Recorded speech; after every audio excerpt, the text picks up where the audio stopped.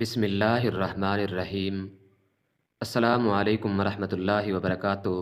شروع کرتا ہوں پروردگار کے بابرکت نام سے جو دلوں کے راز خوب جانتا ہے۔ ناظرین، آج کی اس ویڈیو میں حضرت بہلول رحمۃ اللہ علیہ کا مشہور واقعہ بیان کریں گے۔ ایک دن حضرت بہلول رحمۃ اللہ علیہ بازار میں بیٹھے تھے کہ کسی شخص نے پوچھا، بہلول کیا کر رہے ہو؟ آپ نے کہا کہ بندوں کی اللہ سے صلح کرا رہا ہوں۔ اس شخص نے پوچھا، پھر کیا بنا؟ حضرت بہلول رحمۃ اللہ علیہ نے کہا کہ اللہ تو مان رہا ہے لیکن بندے نہیں مان رہے۔ کچھ عرصے بعد اسی شخص کا ایک قبرستان کے پاس سے گزر ہوا تو دیکھا کہ حضرت بہلول رحمۃ اللہ علیہ قبرستان میں بیٹھے ہیں۔